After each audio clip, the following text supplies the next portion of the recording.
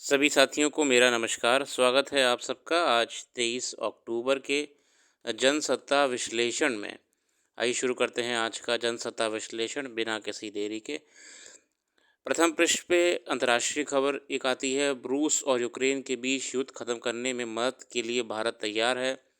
भारत की बढ़ती कूटनीति डिप्लोमेसी की सफलता यही है कि आज की तारीख में बड़े बड़े देश हमारी तरफ गर्व से देखते हैं कि भारत निस्वार्थ भाव से सबकी सहायता करना चाहता है। मोदी ने 16वें ब्रिक्स शिखर सम्मेलन में भाग लेने के लिए रूस के कजान शहर में पहुंचने के कुछ घंटों बाद पुतिन के साथ द्विपक्षीय वार्ता की। उन्होंने यूक्रेन के राष्ट्रपति व्लादिमीर ज़ेलेंस्की के साथ अपनी मुलाकात के बारे में भी पुतिन को बताया। भारतीय पक्ष ने रूसी सेना में सहायक स्टाफ के रूप में भर्ती शेष भारतीय नागरिकों को शीघ्र मुक्त करने के लिए भी रूस पर दबाव डाला। दूसरी ओर विदेश सचिव विक्रम मिस्री ने कहा कि प्रधानमंत्री नरेंद्र मोदी जी और चीन के राष्ट्रपति शी जिनपिंग बुधवार को ब्रिक्स शिखर सम्मेलन के इतर द्विपक्षीय बैठक करेंगे। मिस्री ने प्रेस वार्ता में कहा कि मैं पुष्टि कर सकता हूं कि प्रधानमंत्री मोदी और चीन के राष्ट्रपति जिनपिंग के बीच बुधवार को द्विपक्षीय बैठक होगी। तो मेरे साथियों, अभी ब्रिक्स के बाद हमारे सामने और अच्छी खबर आने वाली है कि भारत और चीन के बीच में लंबे समय से चल रहे तनाव को लेके अब दोनों दोनों देश मिलकर एक सकारात्मक नीति पे काम करेंगे और आगामी वर्षों में साथ मिलकर क्षेत्र को आगे बढ़ाएंगे। आज का लेख है कल सुपर कंप्यूटर से क्वांटम कंप्यूटर तक। और लेख से पहले शुरू करते हैं कल्पमेदा से। अमृत अतीत को दफना दो, अनंत भविष्य तुम्हारे सामने है और स्मरण रखो कि प्रत्येक शब्द, विचार और कर्म तुम्हारे भाग्य का निर्माण करता है। विवेकानंद। सुपर कंप्यूटर को लेकर यहाँ पे खबर आई है, संपादकीय है निरंकार सिंह जी द्वारा लिखित। निरंकार जी कहते हैं, एक समय था जब अमेरिका में भारत को सुपर कंप्यूटर की तकनीक देने से इनकार कर दिया था, मगर देश ने स्वदेशी तकनीक से न केवल सुपर कंप्यूटर परम का बनाया बल्कि अब क्वांटम कंप्यूटर बनाने की दहलीज पर है। यह मौजूदा कंप्यूटर से कई हज़ार गुना शक्तिशाली होगा। अमेरिका ने कुछ शर्तों पर पिछली पीढ़ी की तकनीक देने पर सहमति दी। तो तत्कालीन प्रधानमंत्री राजीव गांधी ने इसे चुनौती के तौर पर ले लिया। देखिए, शुरुआत में हम कंप्यूटर नहीं बनाते थे, तो अब उसी का हमको चैलेंज लिया हमने और परम का निर्माण करा। भारत ने स्वदेशी तकनीक से 100 वैज्ञानिकों की टीम के साथ नया केंद्र और सुपर कंप्यूटर परम एक नया सेंटर बनाया और परम का दोनों का हमने निर्माण करा। भारतीय वैज्ञानिकों ने स्वदेशी तकनीक से परमरुद्ध तहत 3 सुपर कंप्यूटर बनाए। इनसे ब्रह्मांड की उत्पत्ति, ब्लैक होल, खगोल विज्ञान और मौसम के क्षेत्र में कई महत्वपूर्ण जानकारियां मिलेंगी। ये भारत की तकनीकी प्रगति में भी मील का पत्थर है। इससे कोई ना कोई तकनीकों का विकास होगा और नवाचार को प्रोत्साहन मिलेगा। प्रधानमंत्री ने हाल ही में इन सुपर कंप्यूटरों को देश को समर्पित किया। परमरुद्र के अलावा अन्य 2 सुपर कंप्यूटरों के नाम अर्का और अरुणिका रखा गया है। तो आप ये ध्यान रखिएगा, अर्का और अरुणिका। विश्व स्तर पर चीन के पास सर्वाधिक सुपर कंप्यूटर हैं। इसके बाद अमेरिका, जापान, फ्रांस, जर्मनी इत्यादि। भारत सरकार ने मार्च 2015 में 7 वर्षों की अवधि के लिए 4,500 करोड़ रुपए की अनुमानित लागत से राष्ट्रीय सुपर कंप्यूटर मिशन की घोषणा की। तो ये ध्यान रखना, क्या याद रखना है कि नेशनल सुपर कंप्यूटर मिशन कब शुरू करा गया है? 2015 में। नेशनल सुपर कंप्यूटर मिशन 2015 में 4,500 करोड़ की लागत के साथ।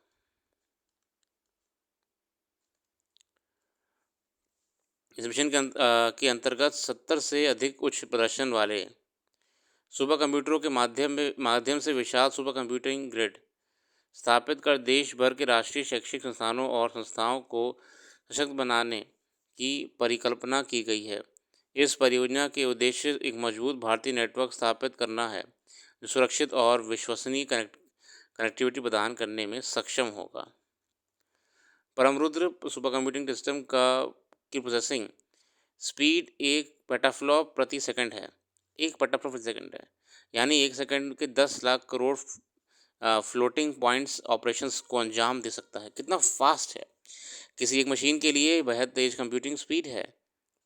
HPC सुपर कंप्यूटिंग सिस्टम उन्नत कंप्यूटिंग प्रणाली है जिन्हें जटिल और डेटा गहन कार्यों को संभालने के लिए डिज़ाइन किया गया है। इसके लिए महत्वपूर्ण कंप्यूटेशनल शक्ति की आवश्यकता होती है। तमाम तकनीकों की बात करी यहाँ पे।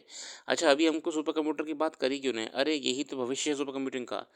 अभी आप एआई पे काम करिए, आप मॉडर्न टेक्नोलॉजीज़ पे काम करिए, रोबोटिक्स पे आइए, आपको बेहतर सुपर कंप्यूटर की ज़रूरत पड़ने वाली है रिसर्चेज़ में।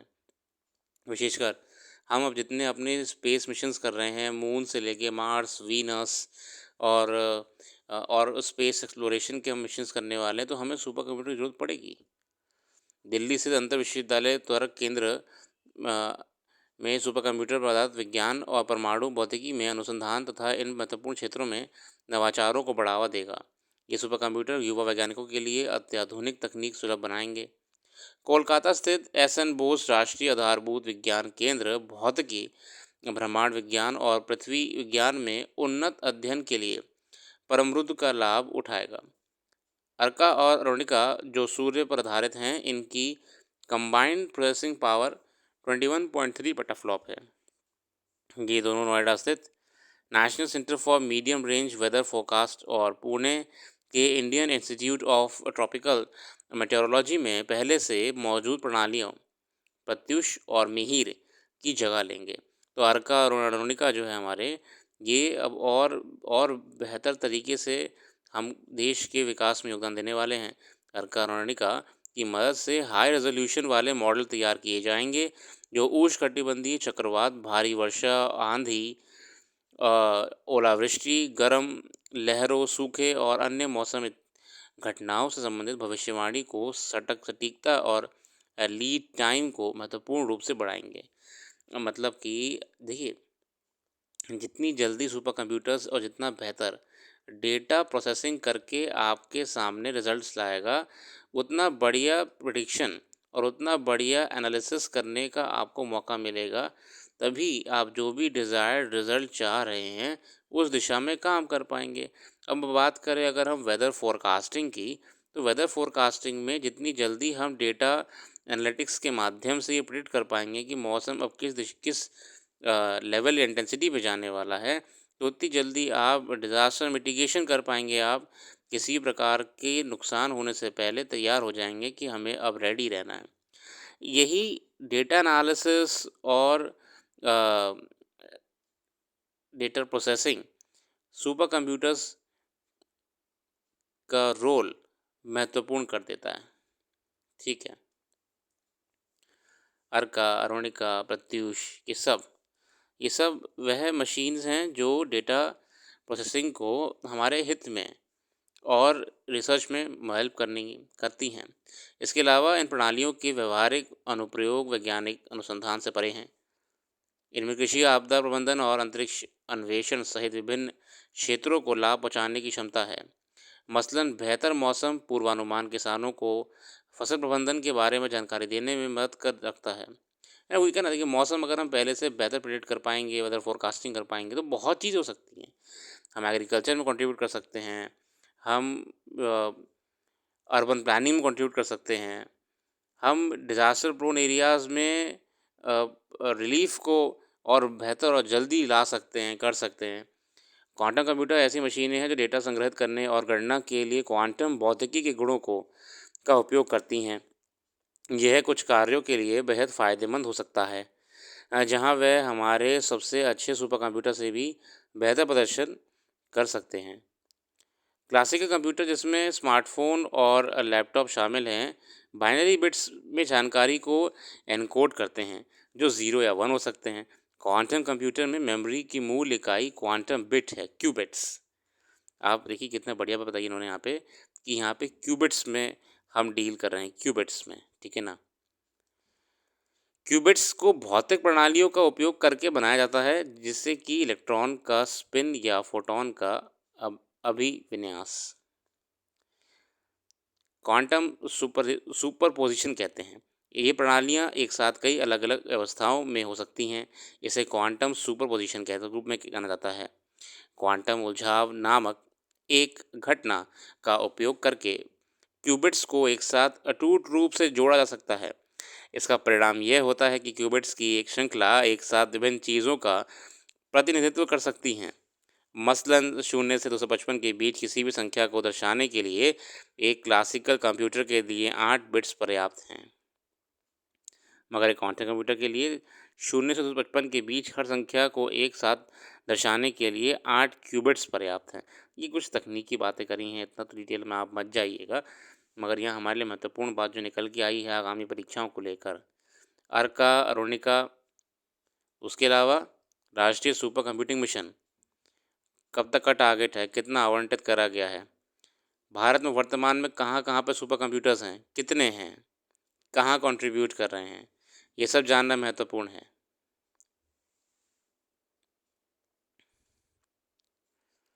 आगे बढ़ते हैं अगले अगले लेख की ओर। ओवरऑल आर्टिकल भारत चीन संबंध को लेके वो जनरल बातें करी तो मैं उस पर नहीं जाऊँगा। अभी मीटिंग होके आने दीजिए, एक बार मीटिंग हो जाए, जो एजेंडा पे बातचीत होगी अ, उस फाइनल पॉइंट्स पे हम डिस्कशन करेंगे, ठीक है। साइबर सुरक्षा आम जनजीवन में बहुत सारे काम और सुविधाओं के मामले में इंटरनेट पर बढ़ती निर्भरता के समानांतर इसके बहुस्तरीय जोखिम भी बढ़े हैं। अब इंटरनेट के ज़रिए किसी सुविधा का उपयोग करने वाले आम उपभोक्ता कब किस ठगी या गंभीर अपराध का शिकार हो जाएं, कहा नहीं जा सकता। बैंक खातों संचालन में बिना किसी वजह के अचानक पैदा की जाने वाली बाधाएं, उसमें जमा पैसों में होने वाली गड़बड़ियों से लेकर अन्य कई तरीके से लोगों को परेशान होने की खबर आए दिन आती रहती है। देखिए, हम जानते हैं साइबर क्राइम जिस जिस तरह से बढ़ रहा है, सरकार को इस पर ध्यान देना चाहिए। इंटरनेट के जरिए होने वाले अपराधों का स्वरूप चूंकि अंतर्राष्ट्रीय है, इसके लिए इस स्तर पर सुरक्षात्मक उपाय भी किए जाने चाहिए। इस लिहाज से क्वाड में शामिल देश अमेरिका, भारत, ऑस्ट्रेलिया और जापान द्वारा एक बार फिर साइबर चुनौती 24 को जारी रखने की घोषणा महत्वपूर्ण है। इसका उद्देश्य साइबर परिवेशी तंत्र को मजबूत करना और साइबर सुरक्षा को लेकर लोगों को शिक्षित करने के साथ साथ एक ताकतवर साइबर कार्यवाही बल बनाना भी है। देखिए, साइबर सुरक्षा हमारे लिए महत्वपूर्ण है और साइबर सुरक्षा ग्लोबली भी एक चैलेंज है। क्वाड में भी साइबर अभी हाल ही में मीटिंग हुई थी, मैंने उसके बारे में ब्लॉग लिखा है, आर्टिकल आप पढ़िएगा उसे एक बार। तो महत्वपूर्ण है कि इसको एड्रेस करा जाए। आगे बढ़ते हैं अंतर्राष्ट्रीय और आर्थिक खबरों की ओर। तो अंतर्राष्ट्रीय खबरों में अभी नाटो बहुत सक्रिय चल रहा है। नाटो ने एक बाल्टिक सी में ही अपना नया एक बेस बनाया है और देखिए आने वाले समय में नाटो का हमें ज़्यादा एक्टिविटी देखने को मिल सकती हैं। और वैसे भी भारत, रशिया, यूएस थोड़े से ट्रिकी मोड़ पे खड़े हैं आके, तो देखते हैं क्या रहता है आगे। फ़िलहाल नाटो एक्टिव चल रहा है। यूक्रेन वॉर के चलते अमेरिका भी पूरी तैयारी में है किसी भी प्रकार की सहायता करने के लिए। इसी के साथ खेल जगत में ऐसी कोई विशेष खबर नज़र नहीं आ रही है। आज के लिए रखते हैं। अपना कीमती समय देने के लिए बहुत बहुत धन्यवाद। कल फिर आएंगे नई वीडियो के साथ। आपका दिन शुभ हो। वेबसाइट को जरूर विजिट करिएगा, वेबसाइट का लिंक डिस्क्रिप्शन में मौजूद है। करंट अफेयर्स एक बार डिटेल में पढ़ के देखिएगा। धन्यवाद।